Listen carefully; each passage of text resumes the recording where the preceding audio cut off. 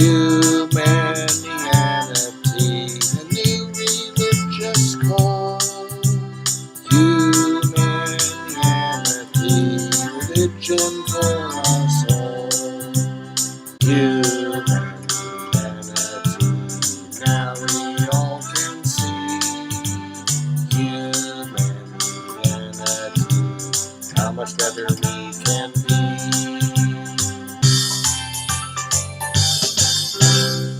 Hi, I'm Bill Van Fleet, and this is Humanianity Conversation number 27, recorded on May 24th, 2019.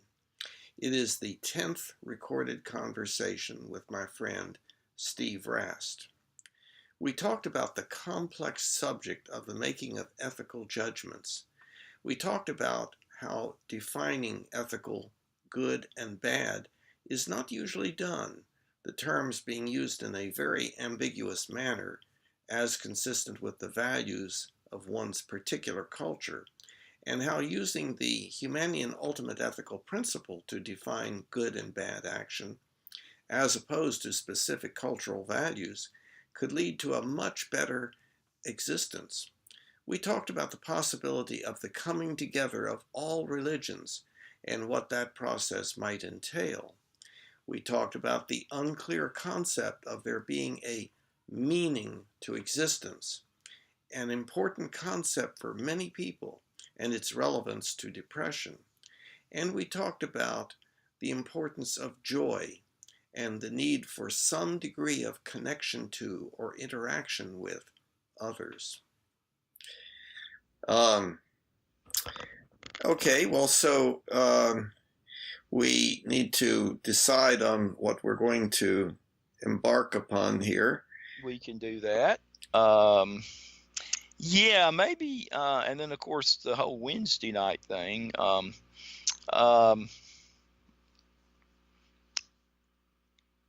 It's easy, it's easy to talk about, building kind of a universal religion and all of that. It's just very tough to carry it out because people come at this from so many different ways, I guess. Mm-hmm. Sort of like you're saying, you use that metaphor of the worms at the bottom of the mountain. That was sort of where I thought we were on Wednesday night, a little bit maybe, but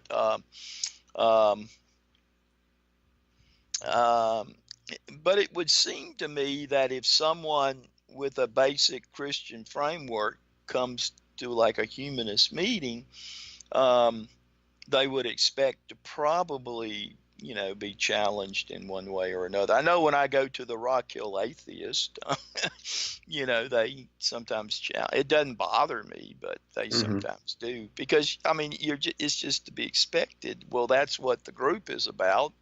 So I'm not going to bring in a lot of Christian, theology or proselytizing, I guess, or something. But anyway, I don't know if that's worth talking about or not. But it is a challenge in working toward, having a having a religion that appeals to a broad number of people. And I'm putting religion in the largest context there, because even the atheists are trying to have a religion in the sense of binding together a community and stuff like that. Yeah. Yes. Yeah. So part of that complicated issue is, what is the nature of religion, or how would one define the term religion? And of course, there are multiple definitions, and I've received a lot of negative feedback about defining religion in my own way, as if, well, then nobody's going to really know what you're talking about, and who are you to define religion, and so forth. And I keep pointing out that I'm defining it for the purposes of the website, but I'm also, I think, defining religion a little bit more accurately than most people's definition of religion, which usually reflects their experience with a particular religion. So they see Yeah. religion as belief in a God and belief in the supernatural, or maybe belief in spirits and so forth. But there are religions that do not have that in them, and so and also I think it's important indeed to understand the function of religion, not to define it by the content, but by the function. Just like science, you would not say is belief in black holes and quantum mechanics. Science is the function of achieving as accurate existential beliefs as possible by following certain rules and so forth. And so religion, I think, is has the function of trying to figure out how to be good people, how to live a good life, and that is intimately associated with one's group or culture, and like you referred to, the social binding together, and overcoming our alternative tendencies.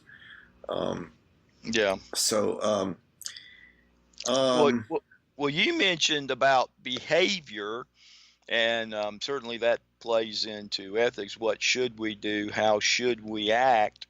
And the word I brought up a lot in other places, I guess, is that whole idea of religion being a practice, a doing, a more so than just learning a bunch of sentences or learning a bunch of Bible verses or something like that. It is actually trying to live out a way of life, and I think ethics is that way too. I mean, one's ethical stance, basically supports, the kind of life that the person believes they should live. I think, So one practices what one believes one should practice. So, because there could be good practices and bad practices, or ones that one should practice and ones that one should avoid practicing. I guess. Presumably. Yeah, I guess over time, something within me, I don't know what that is, has guided me pretty well in staying away from some of the bad practices that I have involved. I've never taken drugs. I have drank some alcohol in my time, but not anymore. But I've never taken drugs or anything like that. I've never, hopefully, tried to use another person for my own benefit. Have I maybe done that? Perhaps. I can remember one time when I was chairperson of Habitat for Humanity, and we were trying to get something passed that I felt really should be passed, and I was trying to do the meeting before the meeting, as you know how those go. And one of the persons there said, well, he just couldn't vote for it. And I said, well, it won't make any difference because I already have all the votes I have the votes I need. I said I would like to have your vote because it will be closer to unanimous, but I probably shouldn't have told him that. I mean, he had a right to vote the way he wanted to vote. And and one other time, again on a board, this person was voting to keep a executive director on that I thought had real problems, and the federal grant sources that we were working with thought he was a real problem. And he had actually been a fairly close friend. And he was appointed by a county council in a county, and I knew the county supervisor. And I went to the county supervisor and said, y'all need to vote to leave the board, because if y'all vote to leave the board, that this person will not be on the board, and we can go on and get rid of the executive. And he did that. So that's the in my memory, that is the maybe worst thing I've ever done politically. Now that's done all the time in politics, I know, Bill. I mean, Yeah. if you were a politician talking to me, you would say, "Well, gee, Steve, if that's all you've done," but it did affect me because he was a friend of mine, Hmm. and it went against my my kind of felt, you call it intuition, call it what you will, but that ethical sense that I have. So I have done bad practices. I am hoping that there is and seems to be some guide that when I do these bad practices, it bothers me enough so I don't continue doing them. Yeah. Hmm. Hmm. Yeah. And I think if people are just sensitive to their behavior and then looking at what the consequences are of their behavior, kind of just understanding that dynamic. I think most people would be, pretty decent people. I don't think there are many psychopaths. I know that term came up for Thursday night in a big way. I don't think there are many psychopaths out here walking on the sidewalks. I've been in prison ministry, and been with folks that are convicted, um, you know, killers and stuff, and they're just trying to get through to the next day. Most of them, now granted, they're coming over to the Christian ministry, so they may be, putting on a better face than they do when they're in the general population. I don't know, but I just don't think there are many really, really bad people out there. And of course, anytime you talk about this topic of ethics and behavior and evil, the folks in a crowd, they'll always bring up the worst case, and poor old Hitler, he just gets it more than anybody else, it seems, in our culture anyway, when I bring this up. Well, what are we going to do about Hitler? Well, I mean, he's pretty much taken care of now. So Hmm. why don't we just go back and say, well, what am I going to do about the dynamics within my family, within my business, if I'm teaching, within my classroom, if I'm a student, within the classroom, whatever, I think that's where it starts anyway. But Hmm. yeah. Yeah, well, there are, we talk about these kinds of things in many, many ways. Hmm. Um, we have many, many words that we use, We do. and we have many ways of classifying, like classifying people, Hmm. and we can use terms like asshole, uh, pejorative labels, or we Yeah. can use technical terms like psychopath, Hmm. and so forth. Um, the what we're faced with is a highly kaleidoscopic uh, ethical outlook. In other words, it uh, it is not. There's no kind of unified, um, internally consistent, well-defined um, set of concepts and principles and rules of conduct and so forth um, that we all can kind of agree to, Hmm. and and I think that that's something that is actually needed. It's something that we ought to work toward. We've never had that. It's always been kind of the way it is currently. Hmm.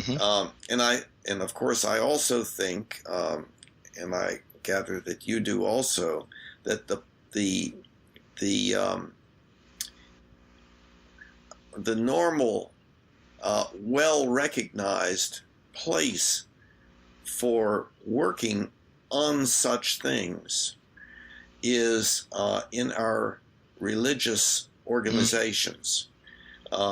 It's not like, no, the place to work on that is in the local bar, Hmm. or uh, the college or university, or some other kind of established social entity. Hmm. Um, the the political set of entities are really the practical applications of our ethical beliefs. But the working on our ethical beliefs in a basic way, the societal entity that is for that purpose has always been our religions. And of course, our religions are still very primitive if we take a look at our species over the past 1 or 200,000 years and into the future 1 or 200,000 years. We're seeing ourselves all of a sudden becoming much more able to do things because of our science and technology and everything. And so a lot of the more primitive views that we have had about how the world works have been changing, and that and the religions, of course, base their ethics on their understanding of what exists and how it works and so forth, like whether there's a God to obey, etc., etc. And so our religions right now are under a lot of stress, and there's a lot of leaving of religion and turning against religion, and seeing religion as that which is holding us back, and stuff like that. And then within the religions, there are people who are really trying to do the best they can to be good people and to make the world a better place and so on. Yeah. But again, we have this tendency to turn against each other and to become fragmented. And what we need to do is to come together and work on how to become good people. And what the Humanianity concept is that we will never agree on authoritarian ethics, namely how one determines what is good or what is bad is by finding out from whoever or whatever is most powerful, the says who kind of thing. And so since that's not going to work, then the alternative, as you know, I think, is the social contract, where we say, hey, let's make our world a better place. How are we going to do that? Well, we should do this, that, the other, and so forth. And so it's rational ethics based upon social contract, and with that ultimate goal that is spelled out in the Humanian Ultimate Ethical Principle. So anyway, that's my orientation to that. That's what I think should be taking place, and that's what I'm attempting to promote by the website and the belief manual and all of that, the forum and so on. So and then as far as the discussion, about evil, I think again, there's no real agreement as to whether there is such a thing, and how how you find out, and so forth. And I didn't see us in that meeting coming to any making progress along those lines. Yeah. Well, that's often the way it is, but but asking the question's a good thing. I mean, that's mostly what philosophy's not about answers. It's about the question. It's about, well, it's a practice. Socrates said that, or Plato had Socrates say it. Maybe it's better that philosophy is a practice. It's an action. And of course, now you said about doing ethics in the classroom. I mean, every college, has a course in ethics probably, and because almost every college at least has some semblance of a philosophy department, even though it might be combined with other departments. But and there's and of course within academic philosophy, there's always a course in ethics, and but it's not about ethics as practice. It's more about, ethics as learning about all those other theories and questioning those other theories, critiquing those other theories, but not much about constructive ethics. Now, you have another type of ethics in the academic classroom, and that is professional ethics, and mine has primarily been centered around accounting, of course, and there, I guess, practice is sort of there because you have a case study, and well, what would you do? But there's no foundation that the business ethics courses usually offer to say, how would what would be your basis for doing what you think you ought to do in the case? And again, you're talking about the rational ethics again. To me, the rational ethics that you're talking about, to me at least, is being able to understand, number one, that you've got some kind of foundation for your behavior, although you can't establish that rationally. But everybody's got a worldview. You can't live in life without a worldview. And to me, and maybe this is where the churches ought to come in, or religion ought to come in, is challenging people, supporting people to live their lives congruently with the worldview that they have, established. Not that over your entire life you probably have more than one worldview, because times change and people age and they change too. But what does guide your practice? I mean, I think that's a central question that we humans need to answer. And it's not the same, as you say. It's not necessarily the same for everybody.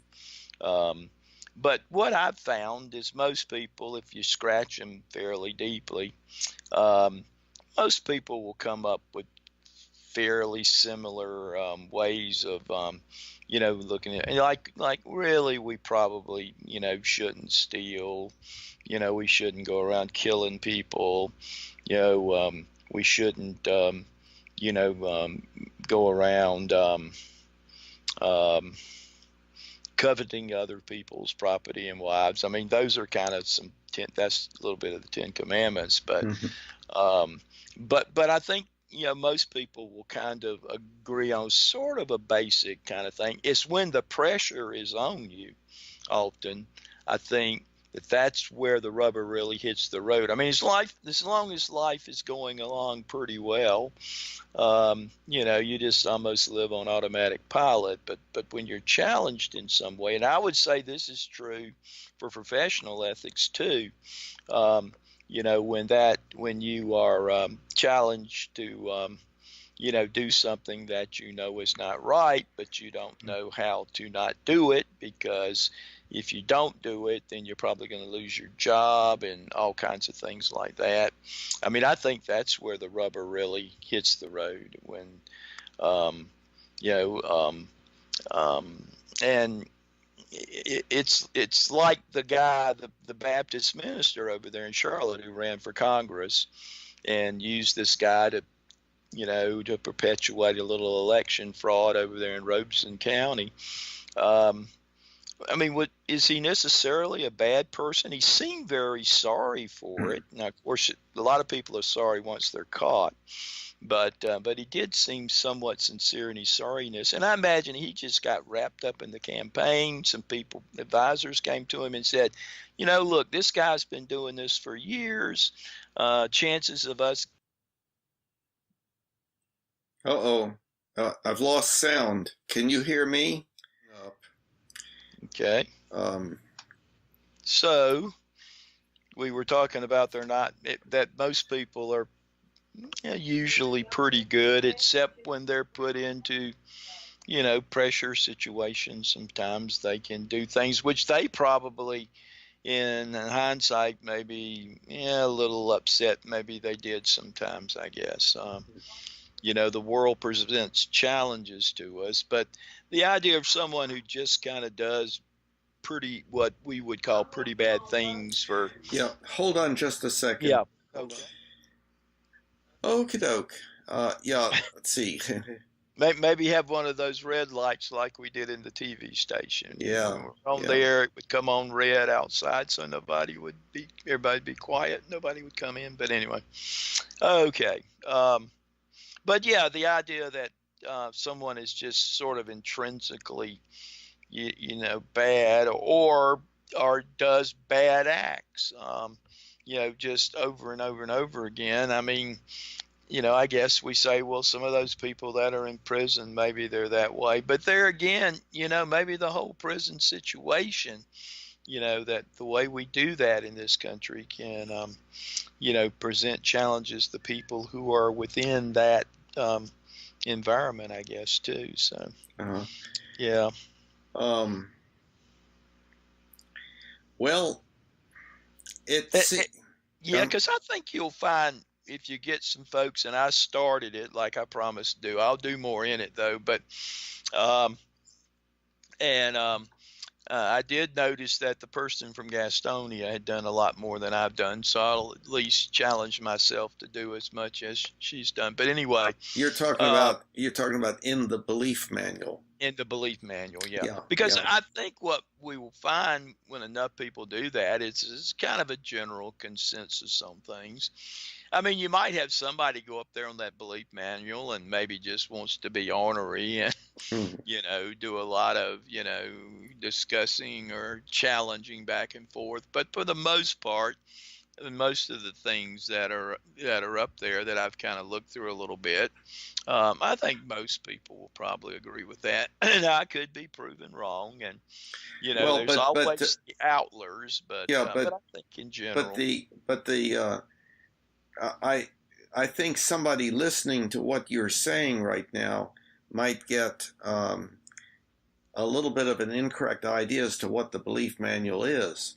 Okay. The belief manual is a place for anybody to place any ethical principles or rules of conduct and their supporting existential beliefs and so forth. Yeah. And so there can be contradictory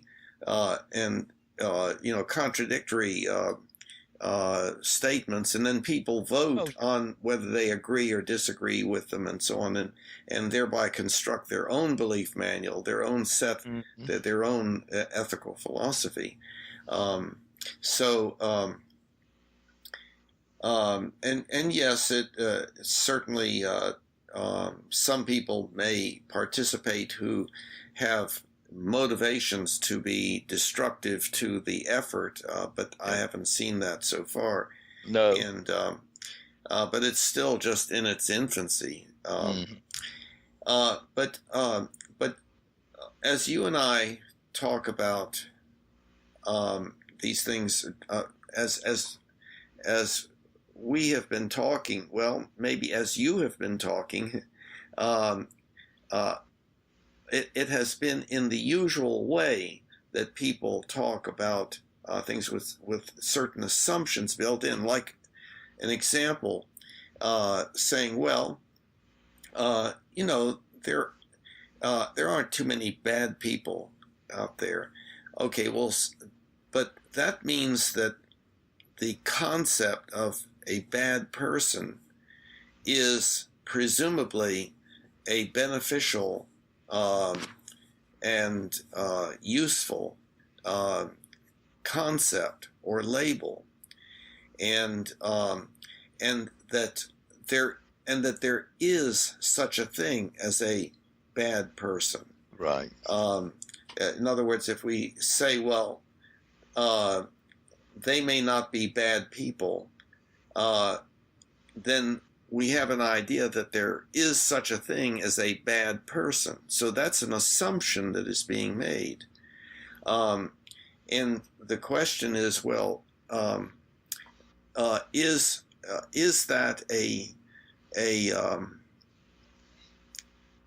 ultimately a useful way of looking at things? Because have we defined what that means. What is a bad person? And then, of course, there's the question of whether that's a binary thing, whether everyone can be classified either as a good person or as a bad person. And I think most people would pretty readily agree.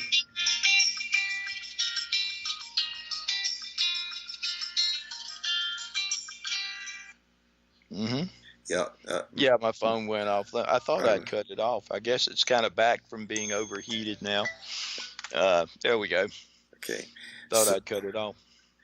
So I think most people would agree that, well, it's not like there are two sets of people, the good people and the bad people. Most people would say, well, no, a person has a certain amount of good in them and a certain amount of bad in them. Okay, well, at that point, then, we have these concepts, good and bad, and what do we mean by them? And so I think it is useful to try to clarify our use of such words.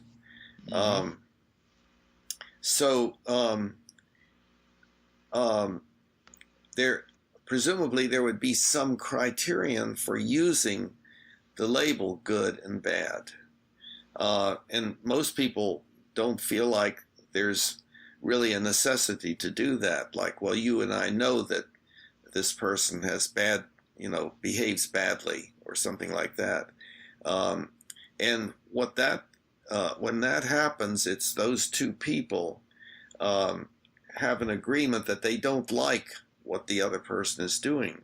Now, actually, what the other person is doing, the person who's doing something, quote, bad, may believe that he or she is doing something good.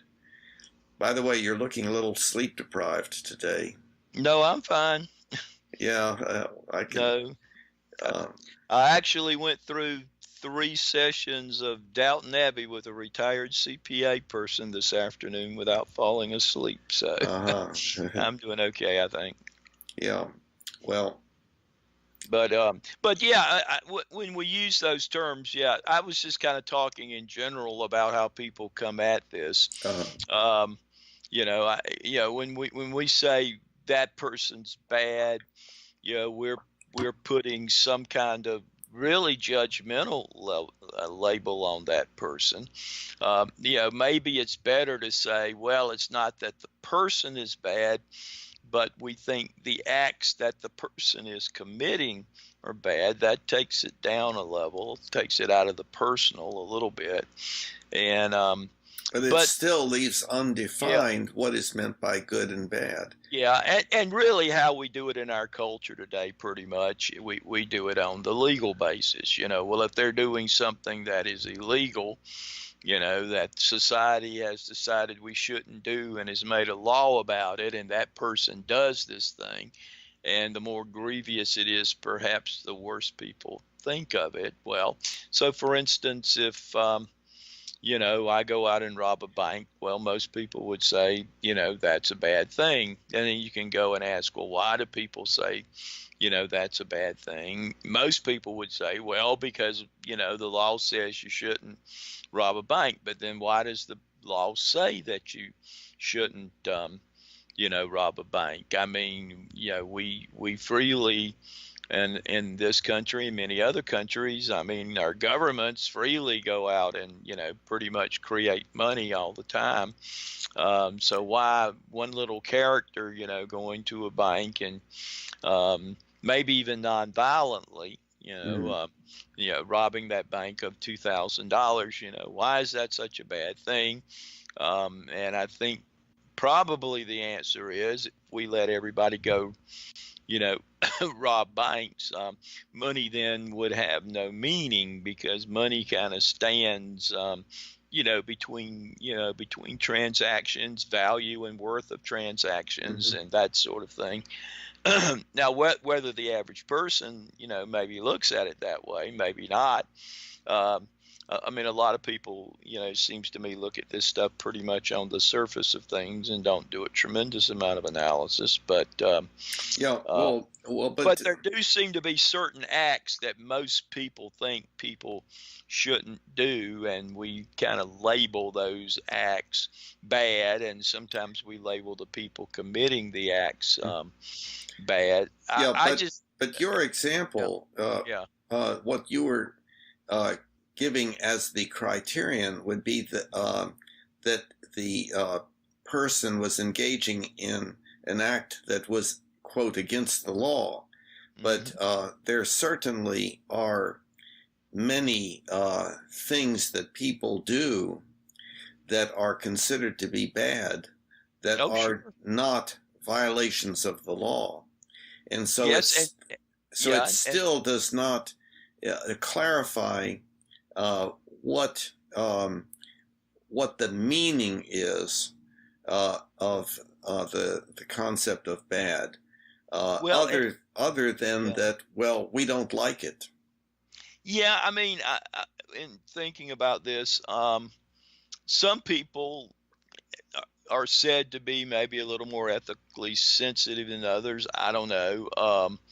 Um, I was in a conversation the other day with someone, and we were having lunch and talking about um, using singles Sunday school classes in churches to, I mean, essentially, you know, pick up female friends, essentially. And I was just kind of horrified by that. But since then, I've talked to a number of guys and even talked to my sister about it. And this is a quite common practice. I would just never think of doing that. I mean, I just wouldn't even be comfortable doing that. But Well, okay, now, do you call that why? bad? Why? Yeah, Well, why? it's to me, it's using the church to start with, using that organization. Now, maybe they're putting some money in the collection plate, so maybe maybe the church is benefited. And I didn't ask whether he put money in the collection Well, plate. isn't anybody who attends a church Mhm. using the church? Well, that is a valid point to look at. I have struggled with that with my where I'm at in Catholicism right now, because I have gotten from the church that contemplative practice. I mean, the church has certainly given that to me. I don't know that I would have had it without the church. Hmm. Is that using the church? Well, perhaps. Um, and because I've used the church, should I stay active with the church? Those are some questions that are kind of, boiling down through my Yeah, head. It well, would right. seem to be, at least if you're going to do this sort of thing, that you might, think about at least becoming a member of the community or something, not just going into a community to, do that sort of thing. But granted, I guess it's a common practice. So maybe, maybe it's just me again. Uh, Wait. yeah. Let's. So, what made it bad in your mind was the concept of using the church, and I'm and and wondering. and and maybe almost, I mean, maybe it's not exactly preying on another person, but my sister used the term, these guys come in, and because before she was married, she was in these single classes and stuff, and she said it's almost like they come in trolling. My friend used the term, well, Steve, it's almost like shooting ducks in a barrel. There's so many available widows and divorcees, and they're all looking for companionship and that sort of thing. Now, if that brings people together into some true companionship, then maybe it's okay. Uh, Yeah. I Well, just yeah. why would it not be?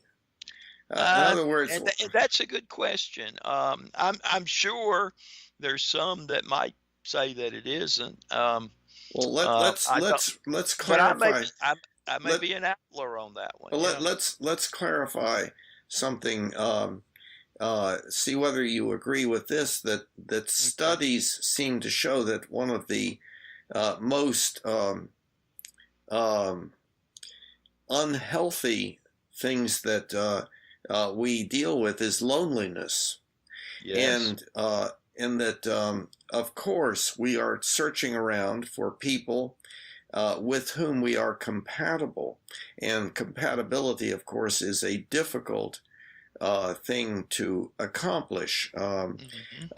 and that's why it is so frequent that people have relatively brief relationships with each other, and at Hmm. first it seems really great, and then it deteriorates and people move on, and Hmm. so they have a sequence of relationships. Hmm. Now there's some tendency to look down upon that. uh, I don't I personally would not see a reason uh, to do so, to say that that's a bad thing. Why should we not uh, meet one person after another and see Hmm. what the relationship can amount to, and under and perhaps relatively uncommonly, um, people might say, "Well, gosh, we like a lot of the same things, and we don't get mad at each other, and so forth, Hmm. and we enjoy the physical aspects of the relationship. So why should we not live together? And why should we not even share our finances? That might be a good idea or a Hmm. bad idea, Yeah. and so forth." And so um, a particular culture, and by the way, you're again, I'm seeing only part of your face. Yeah, No, I didn't touch the screen. I don't know what there happened. you go. That's Okay, must have moved my leg or something. I got yeah, the laptop sitting on my legs. yeah. Well, it's down a Uh, little. It's gone down a little bit still, okay, but let's see. there we go. Okay, Okay, yeah, that's right. okay, that looks So good. yeah, Yeah. so our cultures tend to say, well, there's just, one or two ways of doing things, and if you do Hmm. things differently, then you are a bad person, or you're doing something bad, and yet cultures vary with regard Hmm. to how things are done and so forth, They do. and so I think that one of the things that we um, humans need to work toward is um, a um, a moving away of that tribalism, and that's again where what I would say that that's a manifestation of, like, we do things this way, and if you want to be one of us, then you do things our way because our way is the right way or the good way, Hmm. and so forth. And we need to have a wider perspective on what we humans do on this planet, and what actually works and does not work, and how would you define works? Yep. Well, again, that that tends to be arbitrary, and I would say that the way that I would recommend would be the using the Humanian ultimate ethical principle. And so something works if it indeed promotes the survival of our species, and also as much joy, contentment, and appreciation as possible, and as little pain, suffering, disability, and early death as possible for everyone now and in the future. Okay, so that's if something is consistent with that, I would say it works. However, people do have other relatively ultimate ethical principles that, Hmm. and especially ones that are authoritarian. Saying, well, it's whatever my God wants me to do, or something like that. And then, of course, people differ with regard to what they think God wants and all of that.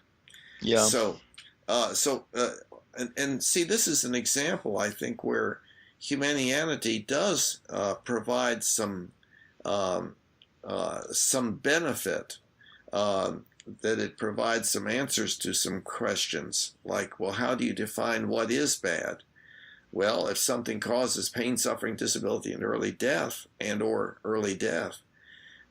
then we can call that bad, and then we have to figure out,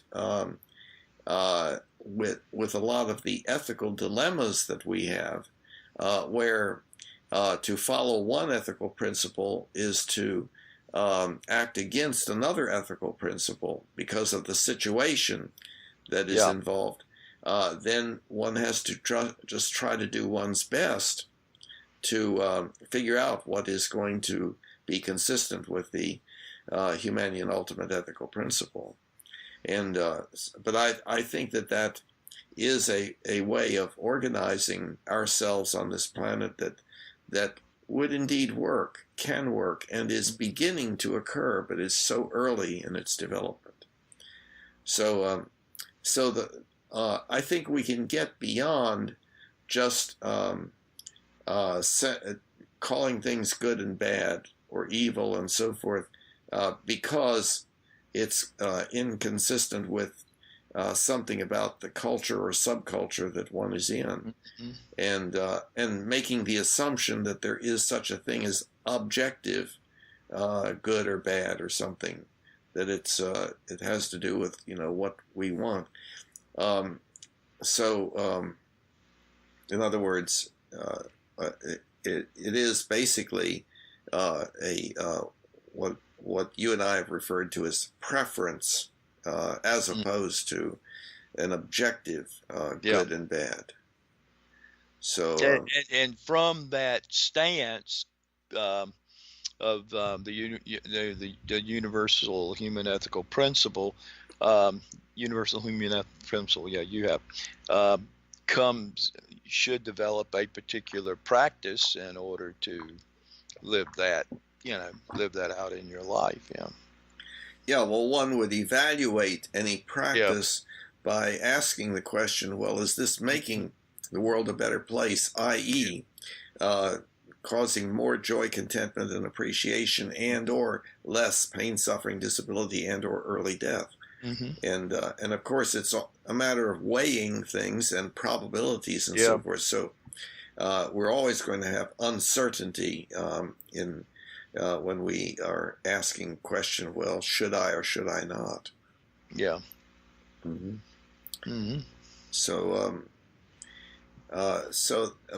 But these are ideas difficult to get across. I have found. Yes. Do you regard yourself as Humanian? Do I regard myself as? Yeah, I guess I'll throw that in there with all the other things I am, I guess. I think I really think that a lot of the Baha'i, at least as I've read about it over the last 40 years and practiced it for the last 4 weeks this coming Sunday, has a lot of those Humanian principles in it. Even somebody who we both know and who disputes everything, and I think you know who I'm talking about. He said of all the religions he's looked at, he said he doesn't agree with the theology of any religion, but of the practice, he said he thinks they the Baha'is come closer than anyone else to kind of doing what maybe you ought to do in a religious practice, I guess. So I thought that was kind of interesting. And there are elements of it. There are certainly elements of it in Catholicism. There are elements of it in the Gospels. There are elements of it in Buddhism. Now, elements of it. What's the it? Of the Humanianity concept. The idea that that we should live as to provide as best we can more joy, peace, and contentment. I mean, it's always better doing that, I think, than doing the opposite. Although when you're doing something at the time, you don't know always how it's going to come out, so Right. you may be attempting to provide. Well, it's like, is this metaphor's been used a bunch of times, but I think it has some applicability here. It's sort of like you're laying there, and then the surgeon says, "Well, we got to go in and cut a bunch of stuff out," because you won't live otherwise. Well, it's going to be a pretty painful process to go in and cut a bunch of stuff out, but the overall consequences, we would hope, would bring more peace, joy, and contentment in the end, right? Yeah, but it's a pretty violent act that gets us there. I mean, we You would mean think surgery yeah, is violence? well, it would be viewed as violence, I think, as somebody who didn't know what surgery was sitting down in sitting in an operating theater, looking at this guy in this white coat taking a bunch of knives and stuff and seeing blood spurting and all of that. I think some people might, that didn't know what it was would, because if I were to say do that to my son this evening, it would be considered a violent act. If I would take Well, a knife and sit down and cut into his abdomen, and I maybe could do it pretty skillfully because I've done some dissection and stuff when I was in biology, but still it would be considered by society to be a violent act. So, well, sure, but they yeah. don't. Society would not regard a surgeon performing an operation for a person as No, engaging no, in a no, no. violent. No, Yeah. no. See, that's pushing the metaphor is that what can often seem to maybe bring some, less peace, joy, and contentment may in the end, and hopefully would have have maybe an end result of bringing more peace, joy, and contentment. But Yeah. you don't know when you're making a decision. You don't you can have some idea, maybe even some probability, but you don't know how it's going to turn out. So Yeah, but it's not an issue of when you say, well, you don't know, you don't know. That makes it seem like you're saying that the odds are 50-50, but that's not generally what is meant. And no. I mean, most of the time, if you really think about and analyze, if you have time to do that, sometimes you have to act, and you really don't have time to do much reflecting on it. But that's if it's right. a very important decision, you do some reflecting on it. Chances are, things are going to come out pretty close to the way you want them to come out. But Hmm. Yeah. yeah, so no, If it's your not a yeah, 50-50. Yeah, yeah, if your beliefs are accurate, yes. yes, if your beliefs are accurate. Yeah. Uh-huh. Yep. And yeah, what we're talking about is that the Humanian ultimate ethical principle um, does have several parts to it, like the things to minimize or avoid pain, suffering, disability, and early death. But as we know, sometimes the experiencing of pain is necessary, and even people will talk about no pain, no gain. Yeah. Yep. It is the total set of outcomes of one's behavior that are relevant. We do things sometimes that have some probability of making things worse, but more probability of making things better. And so, Yes. as you point out, it's an issue of dealing with probabilities and hopefully having as accurate beliefs about what those probabilities are, because then, on the average, you're going to be making the world a better place for yourself and others in what you're doing. So,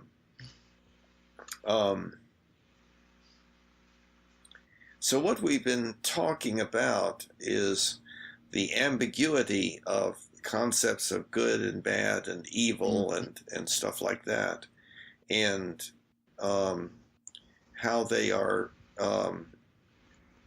related, or how if one is trying to understand them in as deep a way as possible, or as basic a way as possible, that it can be a little bit difficult to accomplish that, but that the Humanian idea, the Humanian concept, and the Humanian ultimate ethical principle look like a pretty good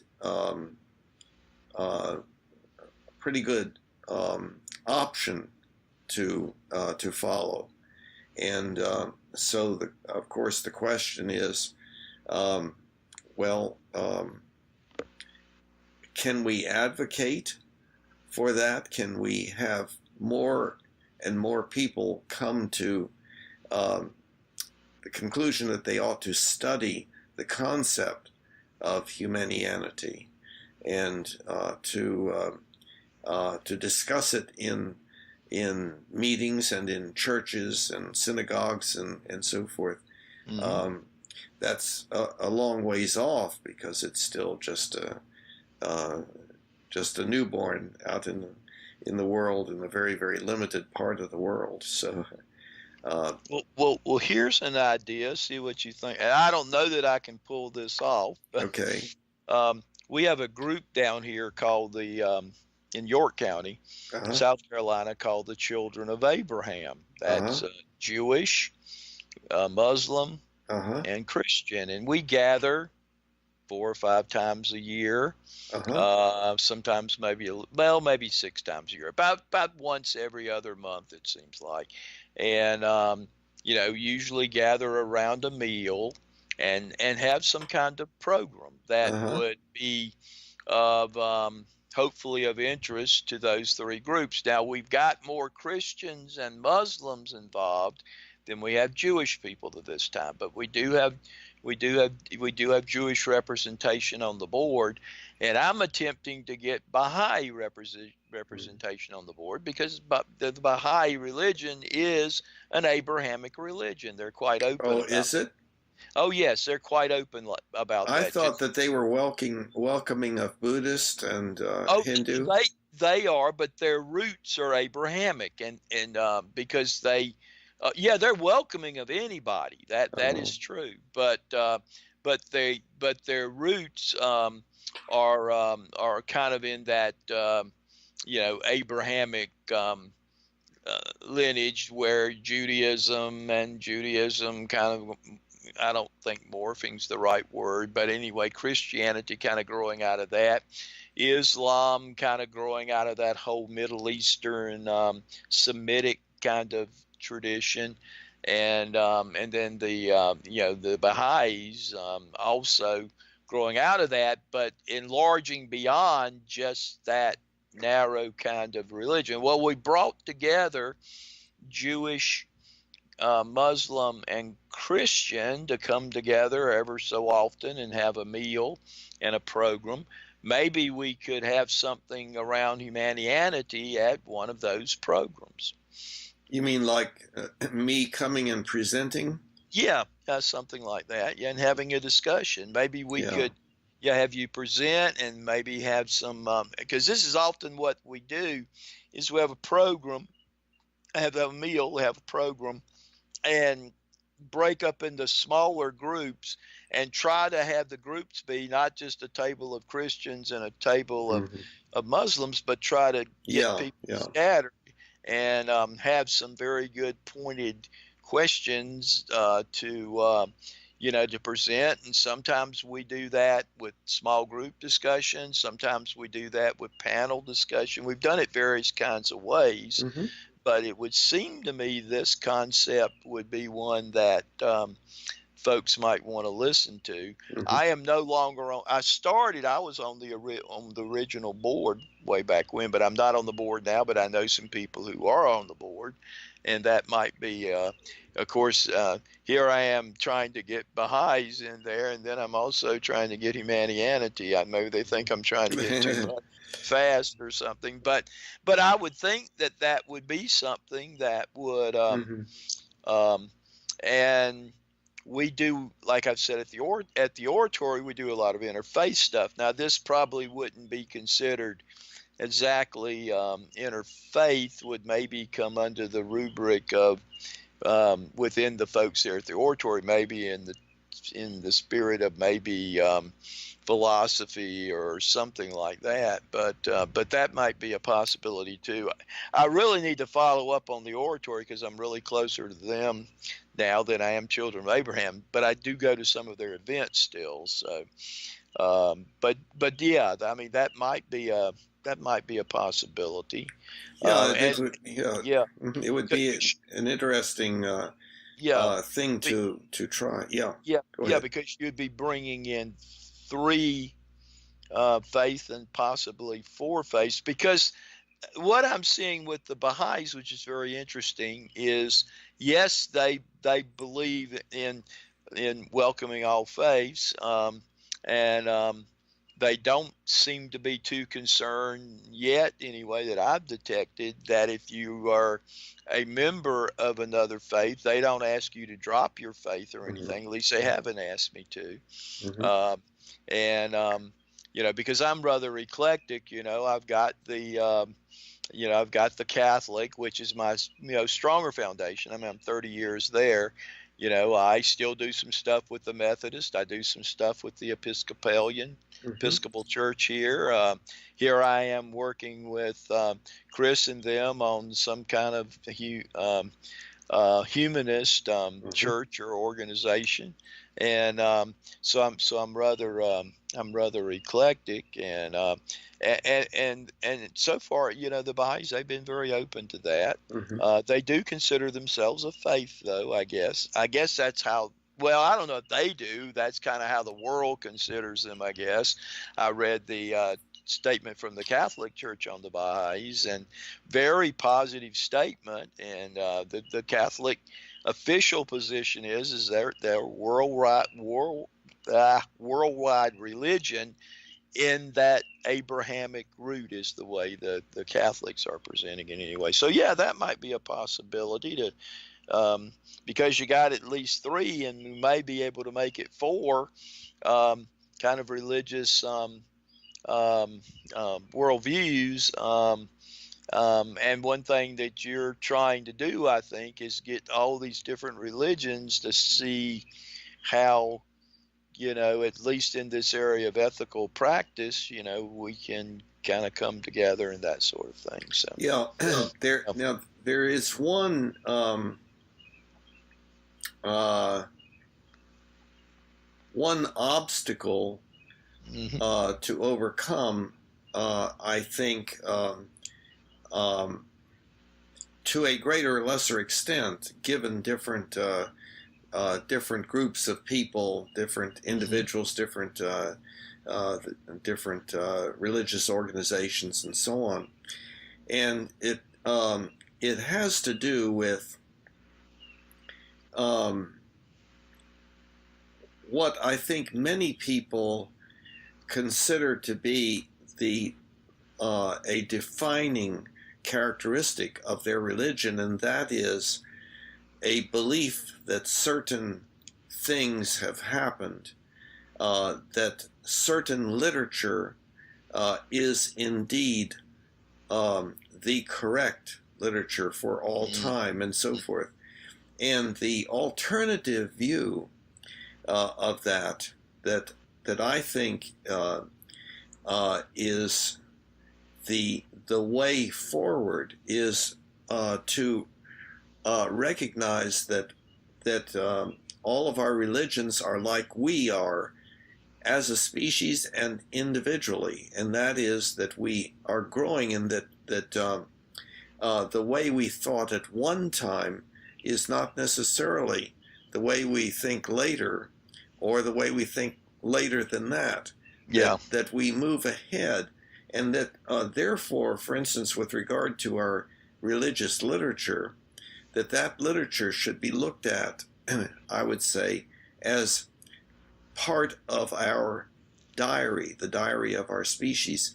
It is how people saw things at the time that literature was written.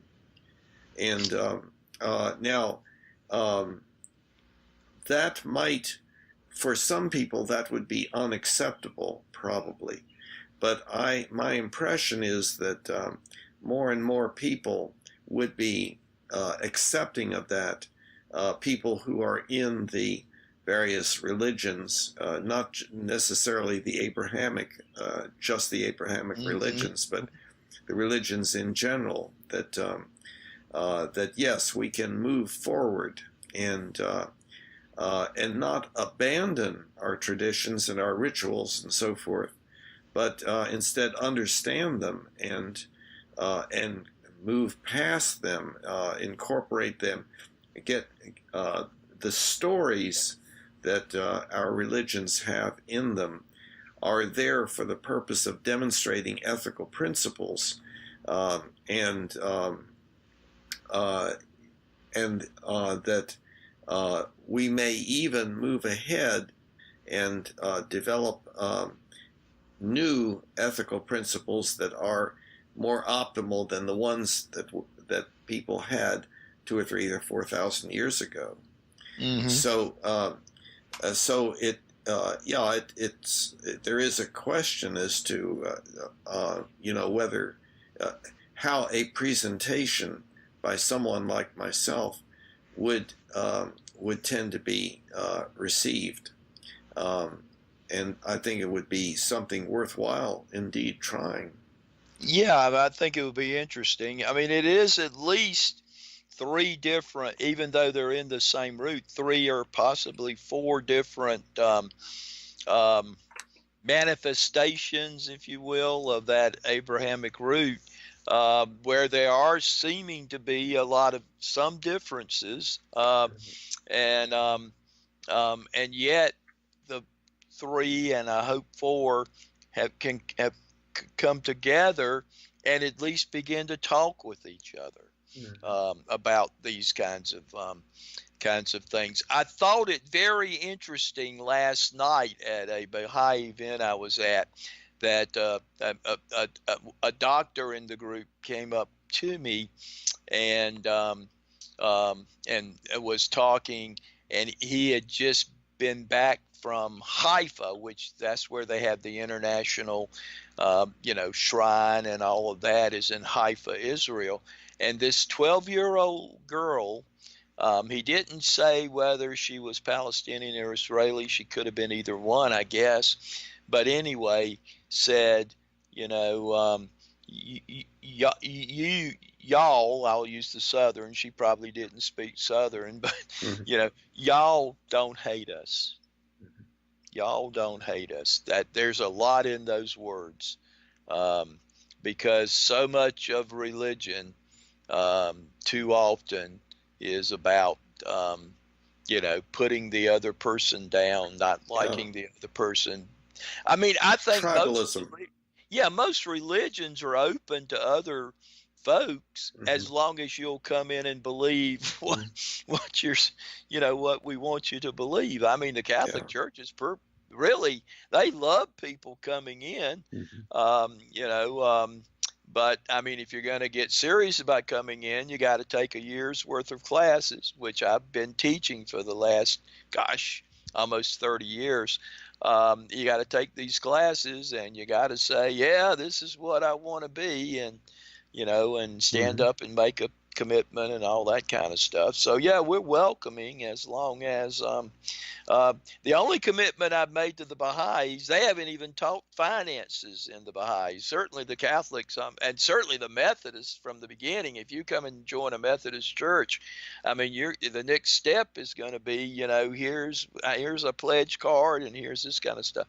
But the only thing that I signed was that I believe that Baha'u'llah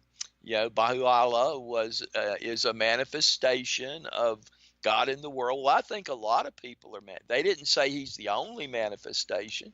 I Mm-hmm. think it's sometimes maybe even I am, not most of the Mm-hmm. time, but some of the time.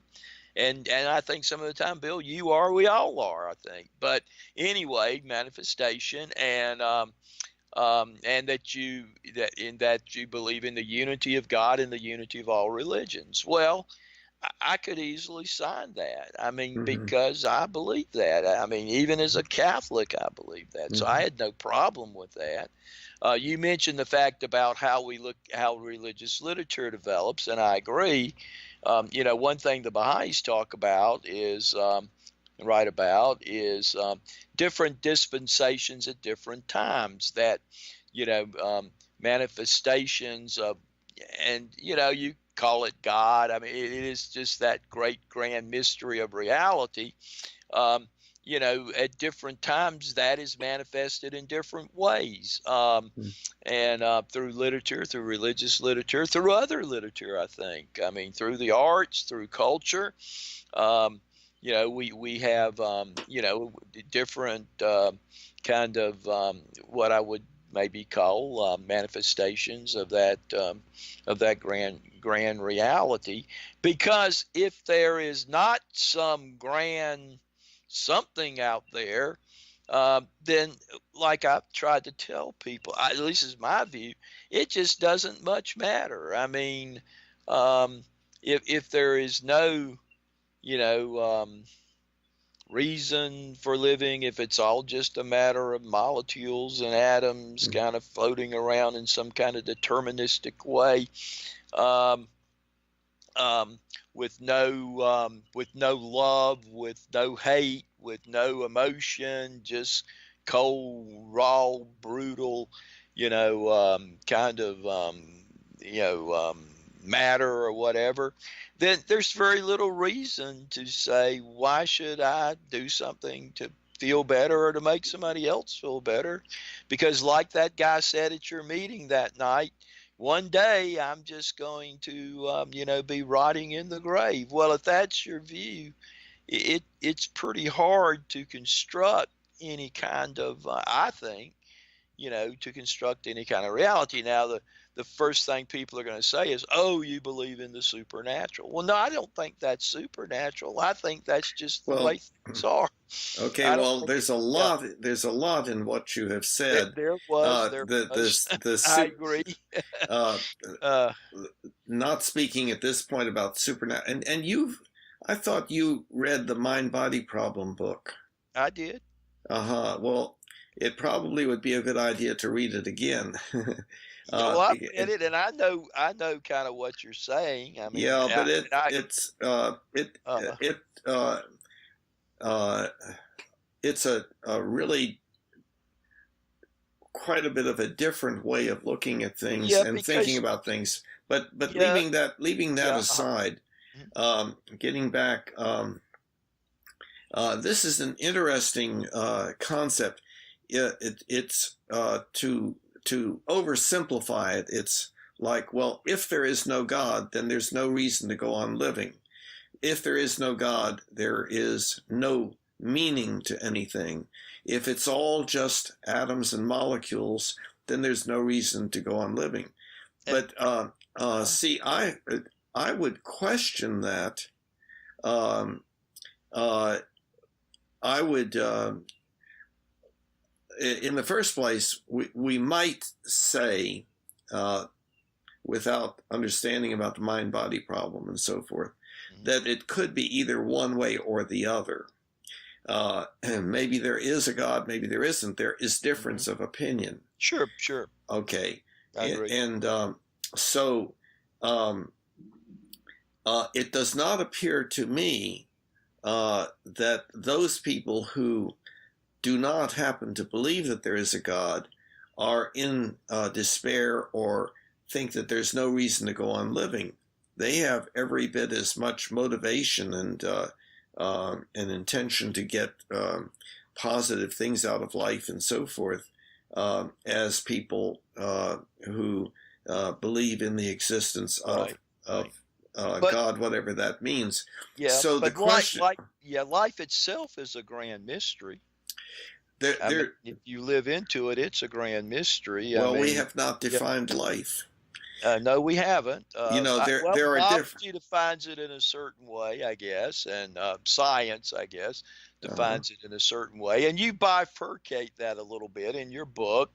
That you've got the things that science deals with the existential beliefs and the probabilities and all that.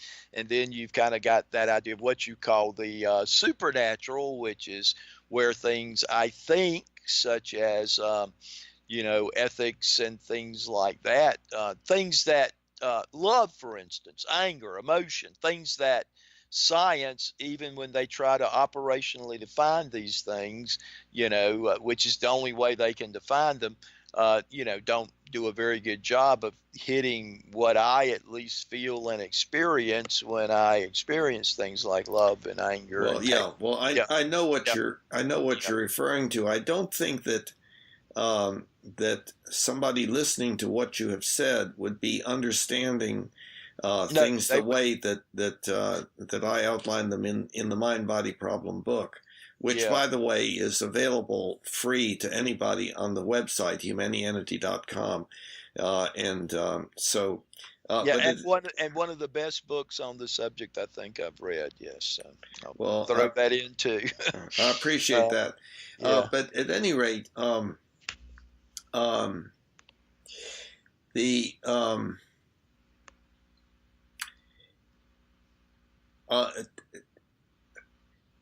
I guess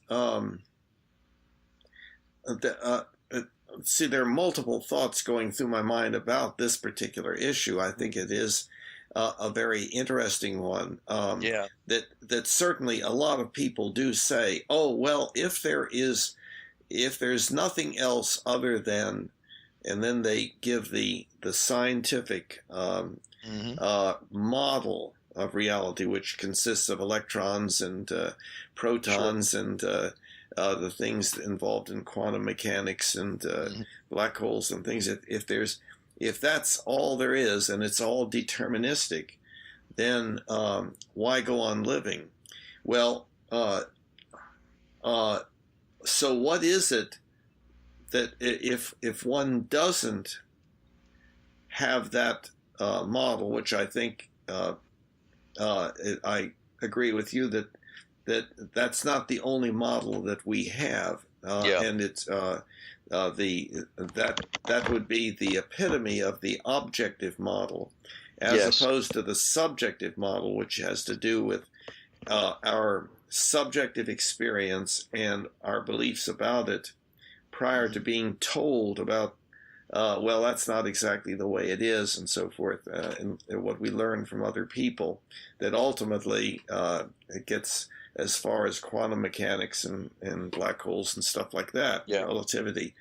Um, but um, the um, let's see, I've lost my train of thought. We're talking uh, about if a person uh, has this set of beliefs about what exists and so forth, why does it? Yeah. What is it about the addition of a God hmm, in there that makes life worth living and meaningful for the people who feel like, well, that's what makes life worth living and meaningful? And and I think that all of us, um, when we came out into the world, we were taken care of by this very wonderful entity who met our needs and cared for us and made us feel better and so forth, and responded positively to some of the things that we did and so on. And that basic fundamental experience is something that we all kind of yearn to be able to go back to.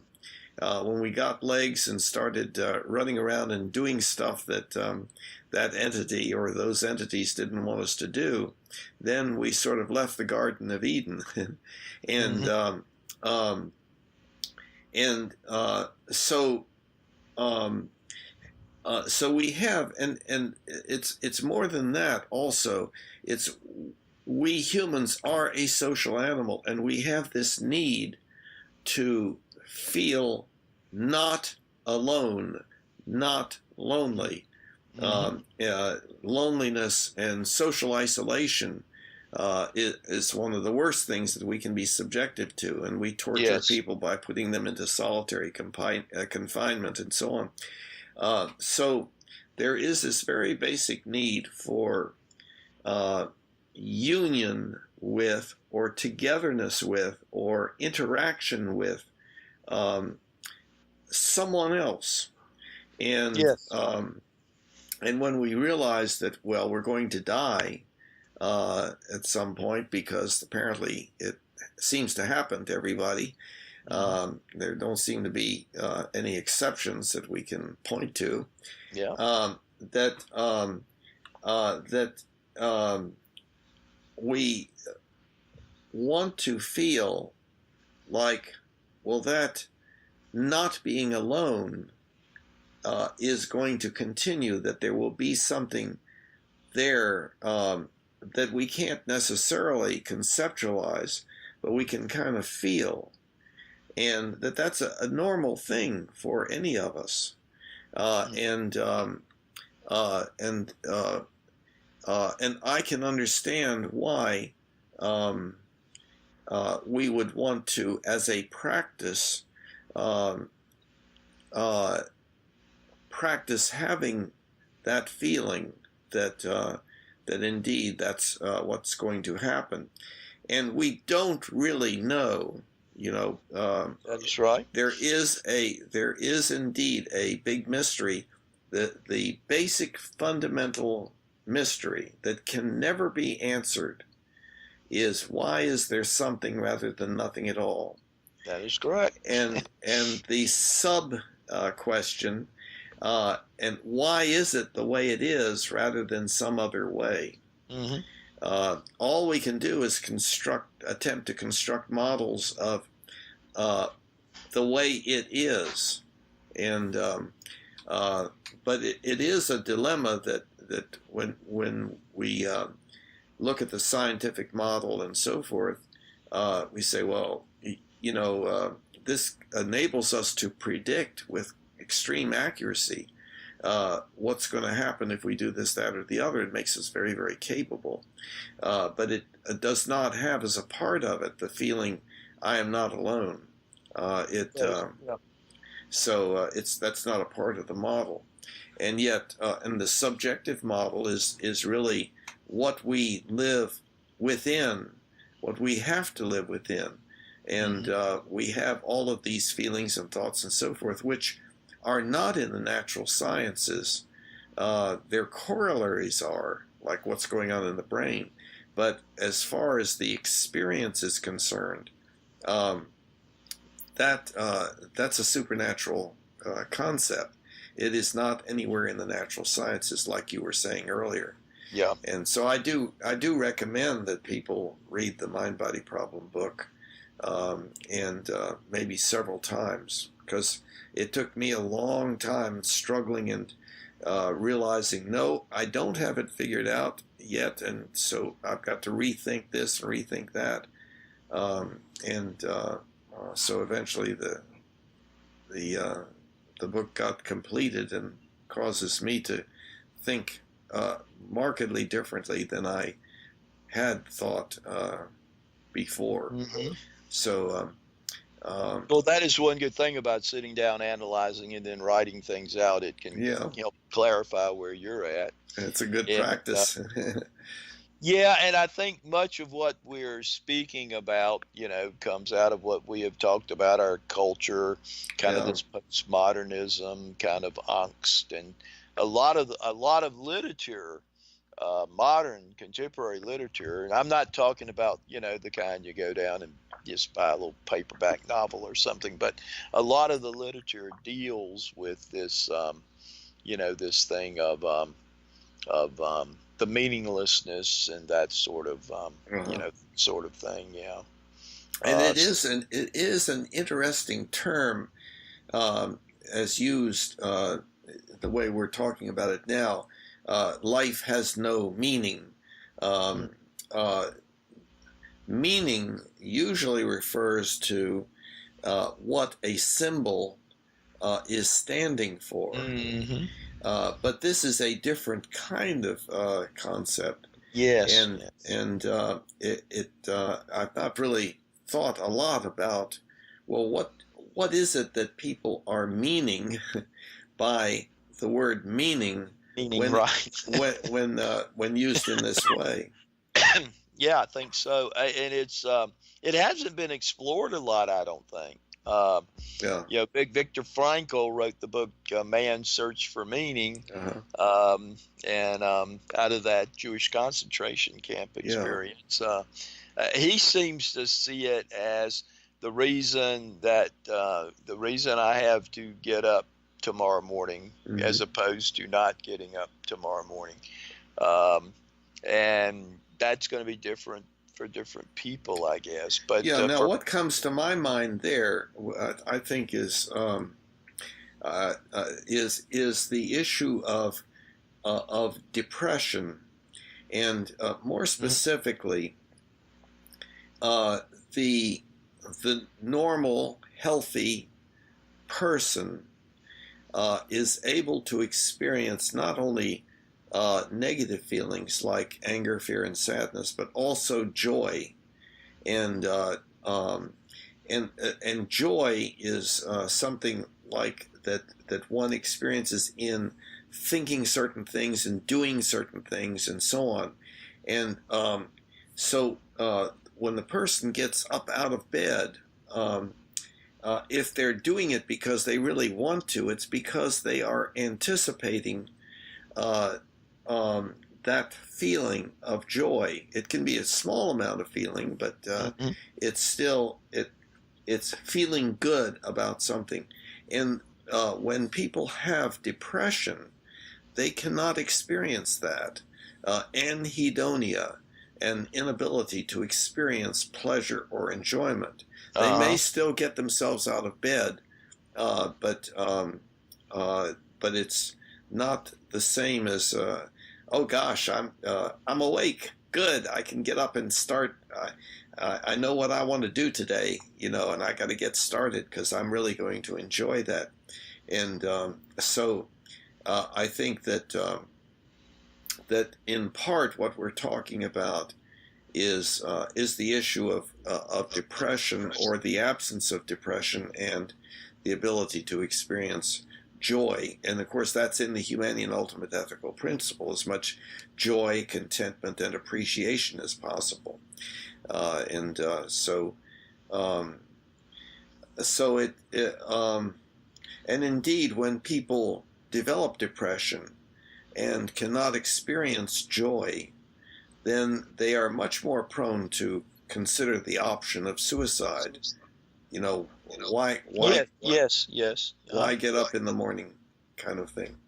Yeah. Um, Well, that's kind of what Frankel said, and uh-huh. or wrote. I always say, really, he wrote it as a book, but that he noticed in the concentration camps, yeah, when folks did not have whatever reason there could be in a concentration camp to wake up in the morning, that they often, and not necessarily committed suicide, but just died. I mean, of Mm-hmm. course, they were in extremis anyway, but he said he saw the ones, at least in his view, he wrote about, what he saw or experienced were those who, had no reason to continue, not only in the morning, but beyond the next 5 minutes. And Mm-hmm. I witnessed this with a priest friend of mine down here in Rock Hill, highly educated guy, Oxford, PhD from Oxford, a somewhat successful priest, campus minister, and he's about my age,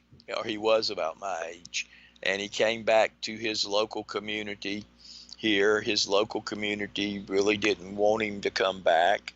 He had nowhere else to go. He had exhausted all of his resources and everything, and he wound up under the care of social services at a nursing home here in Rock Hill. And it wasn't more than 6 to 9 months later that he was dead. And he didn't really have anything demonstrably wrong with him. I mean, it wasn't like he was terminal or anything. Mm-hmm. I think he just gave up on living. Mm-hmm. I think he was so miserable. Every time I would go over to visit him, I would ask, and he would tell me that very few people had visited him, that I was one of the few that did, and he really appreciated it. But Yeah. yeah, so yeah, and that idea of depression again, I think was going on. I think because of the circumstances in which he found himself. Now, some of the folks at the oratory said, well, he made his own bed. There's some truth to that, perhaps, but you're talking about a Christian community. It would seem that a Christian community where you have you have come into that community. Now, granted, you left it, but still you're on the rolls there, so to speak.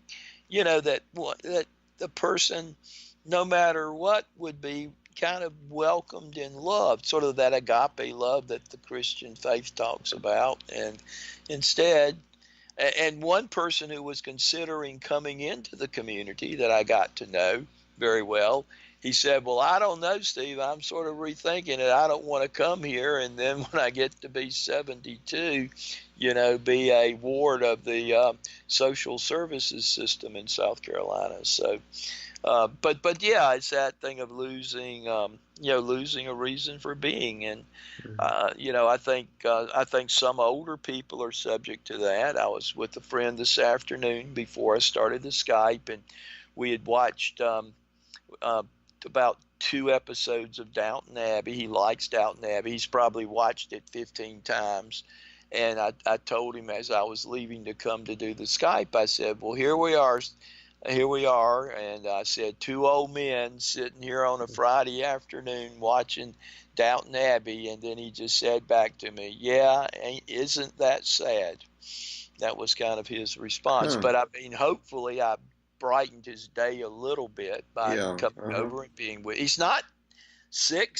I mean, he's old, a little older like I am, but he gets around, he drives and all that. And but a lot of his life is there in loneliness. He lived with his mother for a number of years until she died, and since she's died, it's just been him. And he gets a lot of joy, and I mean, it's okay for me. I'm a little uncomfortable going, I guess, but they have this the Lutheran Church up at TGK, South Carolina. They have this thing every Friday. They call it Community Cafe. Well, what is it? It's kind of a soup kitchen. They don't want to call it that, and it's but it's a different kind. I mean, you go down and they got a menu, and you can order different stuff. They have a variety of stuff, and you sit down, and there's a real community there. And I guess he gets community at things like that. But Yeah, community is so important, and of course it is associated with and goes hand in hand with the other aspects of tribalism, because community means, well, I am one of you, and that is associated. That's a part of us, that we can be one of a particular group, and therefore see other people as being in other groups, or being other than us, and so forth. And so the community part is something that needs to be accentuated, and the othering of other people is what needs to be diminished as much as possible. That's why I talk about our species being our tribe. In other words, yes. that all of us need to feel like we are a part of a quote global community, and we're far from that, of course.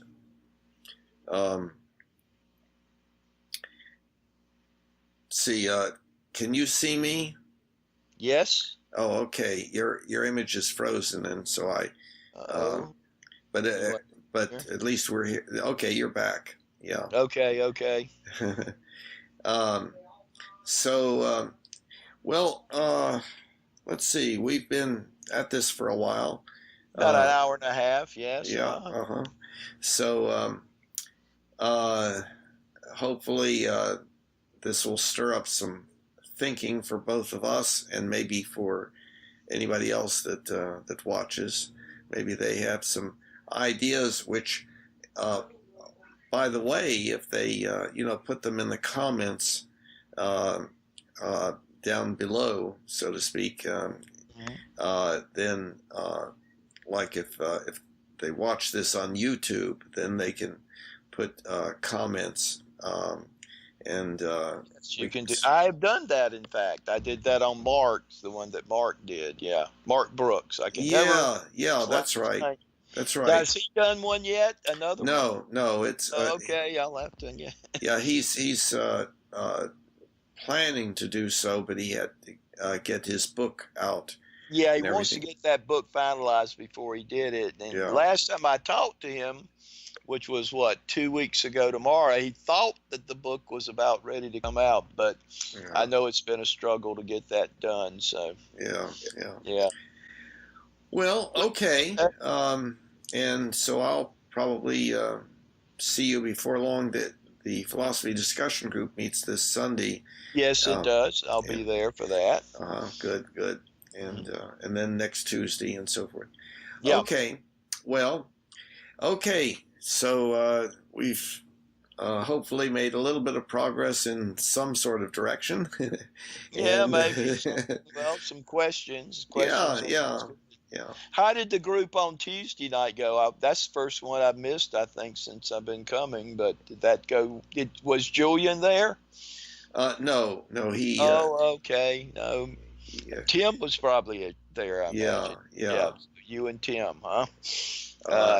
Yeah. Okay. But at any rate, and there was another person that joined us briefly, and okay, good. she was there for at most for a different reason. Anyway, okay, so we will continue on, and okay, very good. Great. Take care. You have a good rest of the weekend.